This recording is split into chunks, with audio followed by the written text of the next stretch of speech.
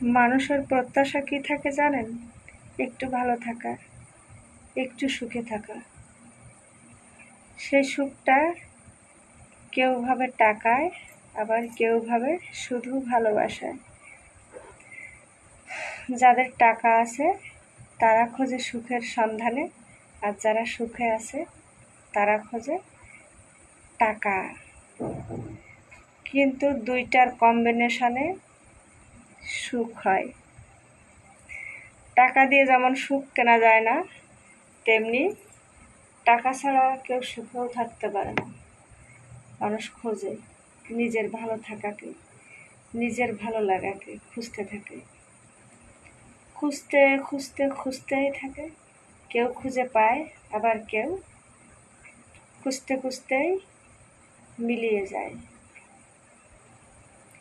এভাবেই কারো কারো জীবন শেষ, তো কারো কারো জীবন বিন্দাস। এর ভিতরে মাঝে একটা শ্রেণীর লোক আছে যারা ভালোবেসে ভীষণভাবে সুখী হতে চায়। তারা টাকা চায় না, সোনা চায় না, হীরা চায় না, কিছু চায় না। তারা শুধু ভালোবাসার মানুষটাকে চায়। তারপর না সেই মোহটা ভেঙে যায় সংসারে যখন আসে তখন। কারণ ন্যূনতম প্রয়োজন তো মেটাতে হয়।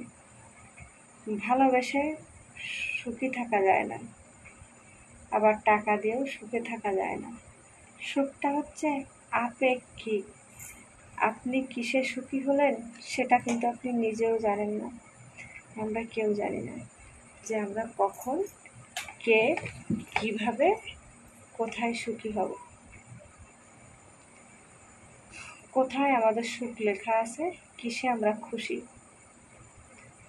যে যত অল্পতে সন্তুষ্ট হয় সে তত খুশি হয়। মূলত পক্ষে না কেউ অল্পতে সন্তুষ্ট হয় না।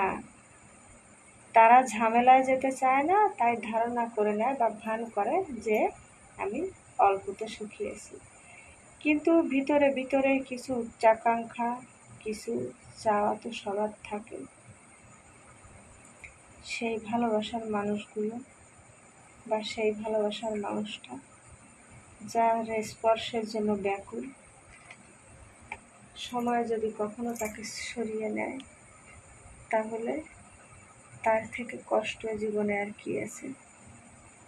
তখন তো সুখ থাকে না, সুখ পাখিটা উড়ে যায় দূর কোনো অজানায়। তারপর তারপর তারপর শূন্য জীবনে মানুষ পাড়ি দেয় বাকিটা পথ। কেউ বা এই বিরহ যন্ত্রণা সহ্য করতে না পারে চলে যায় মানুষ সেই পরপারে।